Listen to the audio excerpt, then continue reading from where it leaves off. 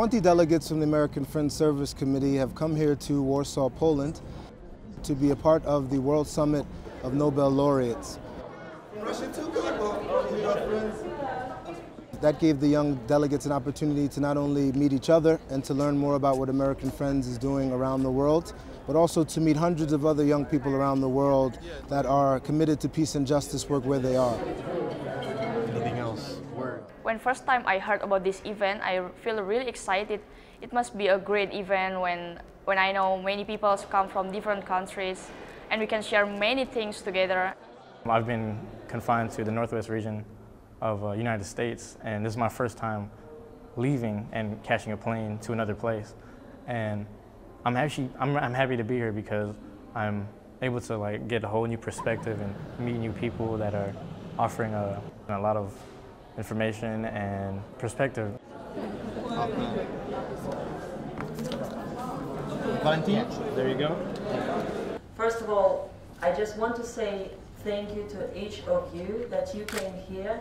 Maybe just to start, just to figure out how long you traveled here. Who took a trip of up to 20 hours? Oh, wow.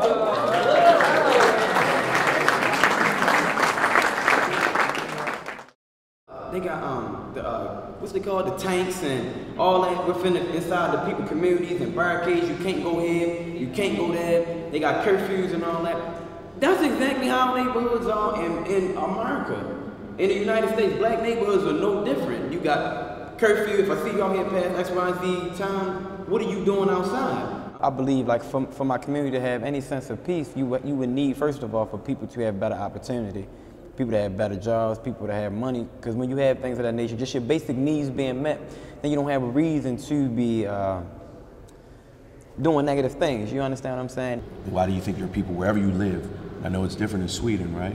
But why do we accept a world like this? Thinking about Seattle, where we have poor people, why do we accept it as a community? It's just conversation for the group. If you look at poverty as a part of a class system, it's really internalized in each and every one of us. I really believe that. Everyone that lives in a society, and that's not totally isolated, has an internalized class system in their mind.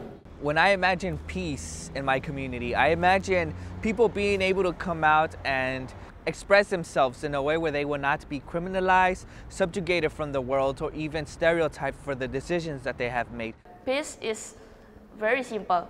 When it's no more bullying, no more discrimination to LGBT, when we get the same rights as a human, it's what is peace. We published at the last Nobel Summit in Chicago last year a report that examined what happens if India and Pakistan go to war, using about 100 Hiroshima-sized bombs, about a half of their arsenal, about a half of 1% of the world's nuclear arsenal. When I was nominated to attend this event, I was extremely excited and knew that I had to take up on this opportunity. So now I am here, and it's just been an incredible experience so far, and I've heard from some really great leaders and peace activists, and have learned a lot about peace activism tools and methods to getting your point and message across. So it's just been a fantastic few days so far. We've done a lot of work in Indonesia, and one of the big issues in Indonesia has been the issue of really having a commitment to unity and diversity, which is the motto of the country. Our young people have come together across these religious and ethnic boundaries, and they have found creative ways, celebrating the culture but reinterpreting it in ways that are more inclusive. Reinterpreting the culture that exists in that country in ways that are true to their own understanding and beliefs. What I'm gonna doing after this is, firstly, I just want to share to every people in my community, and I hope my story can be refresh their mind and can be a new spirit for them, for us, so we can keep struggling hard in our movement.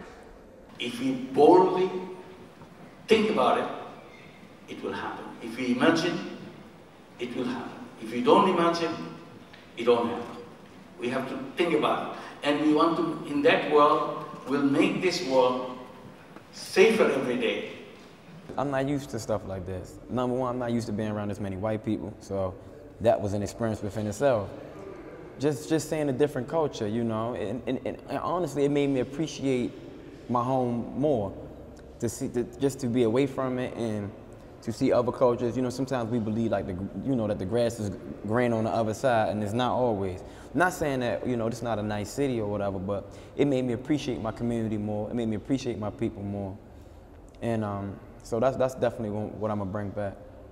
So what I could take with me after this event is knowing that I'm still able to communicate with people, whether or not we speak different languages or we don't quite understand each other. You know, it's the fact that there's something that brings us together, something that ties us. I can take back knowing that there will always be someone, you know, that you can talk to.